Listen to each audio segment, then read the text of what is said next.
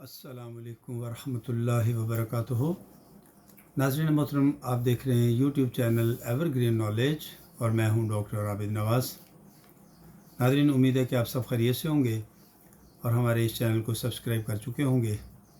और अगर अभी तक आपने हमारे इस चैनल को सब्सक्राइब नहीं किया तो आप हमारी ये वीडियो देखने से पहले हमारे इस चैनल को सब्सक्राइब कर लीजिए ताकि आपको हमारी आइंदा आने वाली तमाम वीडियोस मिलती रहें। नाज़रीन मोहतरम, हम उर्दू ज़ुबान व अदब के क़वाइद के हवाले से बात कर रहे हैं और हमारा मौजू है इल्मुल बयान। आज हम इल्मुल बयान के तहत मजाज़ मुरसिल के मुताल्लिक़ बात करेंगे।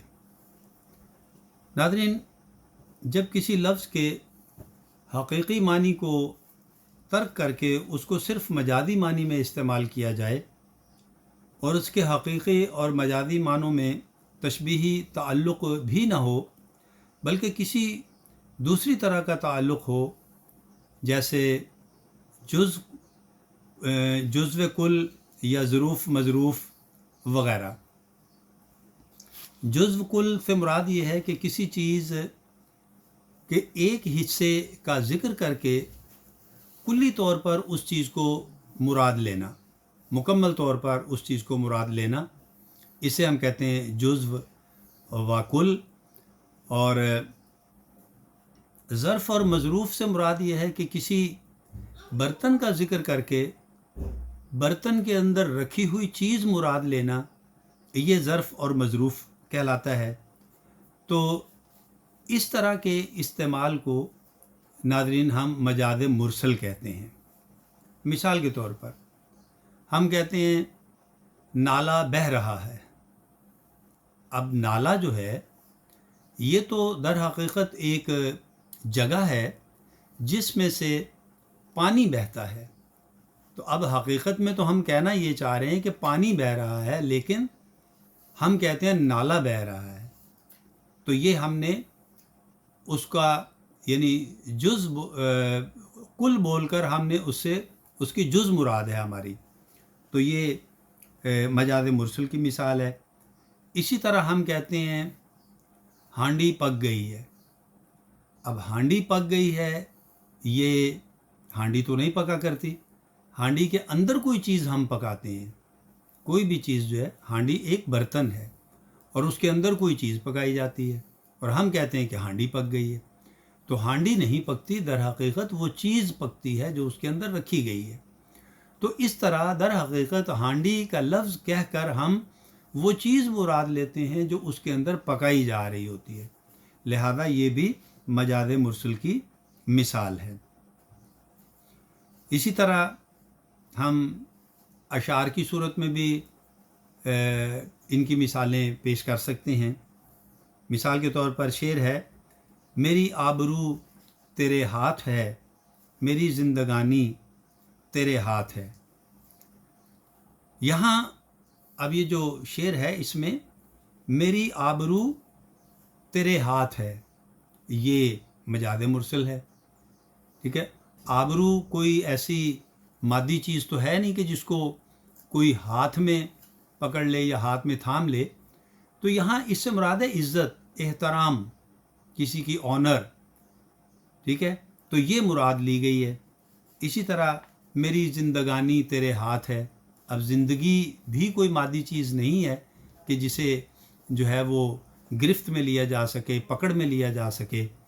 तो यहाँ इससे मुराद है कि किसी की यानी इज़्ज़त, आबरू और उसका एहतराम, ये यानी किसी के इख्तियार में दे देना, किसी के हाथ में दे देना, ये इससे मुराद है।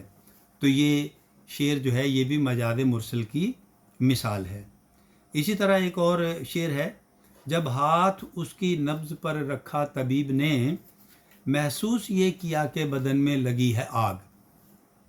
अब इस शेर के दूसरे मिसरे में ये जो हिस्सा है मिसरे का कि बदन में लगी है आग।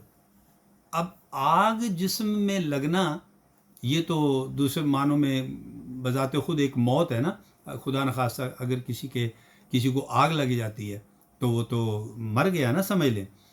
तो یہاں اس سے مراد یہ ہے کہ وہ بخار میں اس طرح سے تپ رہا ہے کہ اس کا جسم اتنا گرم ہو رہا ہے، گویا یوں لگتا ہے کہ جیسے آگ لگی ہوئی ہے۔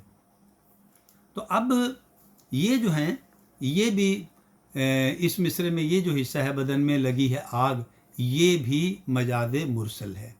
تو ناظرین یہ مجاز مرسل کی مثالیں ہم نے پیش کیں۔ اب ہم بیان کرتے ہیں کہ استعارہ اور مجاز مرسل میں فرق کیا ہے۔ استعارہ اور مجاز مرسل میں فرق کیا ہے؟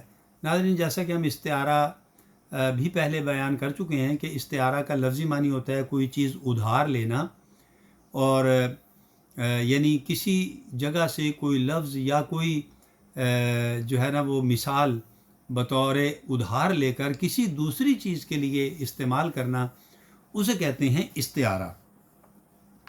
اور مجاز مرسل آج ہم نے بیان کیا ہے، یہ بھی آپ کو پتہ چل گیا کہ یعنی جزو کل یا ظرف مظروف وغیرہ جو ہے اس کا استعمال کرنا نثر میں یا شاعری میں، یہ مجاز مرسل ہے۔ تو استعارہ اور مجاز مرسل کا فرق جو ہے ناظرین اس طرح سے ہے کہ لفظ کے حقیقی و مجازی معنوں کے درمیان اگر تو تشبیہی تعلق ہے تو وہ استعارہ کہلائے گا، یعنی دونوں کے درمیان اگر تشبیہی تعلق ہے تو وہ استعارہ ہے، اور اگر دونوں کے درمیان کوئی تشبیہی تعلق موجود نہیں ہے تو وہ مجاز مرسل ہے۔ جیسا کہ ابھی ہم نے یہ مثالیں پیش کی ہیں، جو اوپر ابھی ہم نے مثالیں بیان کی ہیں کہ نالا بہہ رہا ہے، ہانڈی پک رہی ہے، ٹھیک ہے، یہ مجاز مرسل کی مثالیں ہیں۔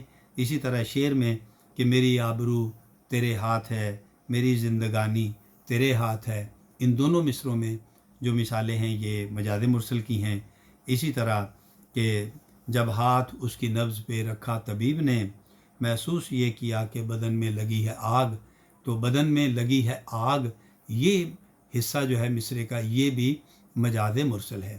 تو ناظرین امید کرتے ہیں کہ یہاں تک آپ ہمارے لیکچرز کو سن چکے ہیں اور انشاءاللہ آپ کے علم میں کچھ نہ کچھ اضافہ ضرور ہوا ہوگا، اور آج کا ہمارا لیکچر بھی آپ کو پسند آیا ہوگا، اور آپ ہمارے اس لیکچر کو لائک بھی کریں گے، شیئر بھی کریں گے، اور ہمارے اس چینل کو سبسکرائب بھی کریں گے۔ تو ناظرین آج ہم اپنے لیکچر کا یہیں پر اختتام کرتے ہیں، اور آئندہ لیکچر تک کے لیے اجازت چاہتے ہیں۔ امید کرتے ہیں کہ اللہ تعالیٰ ہمیں دوبارہ آئندہ ویڈیو کے ساتھ جلد آپ کے سامنے آنے کی مہلت جو ہے وہ ضرور دے گا۔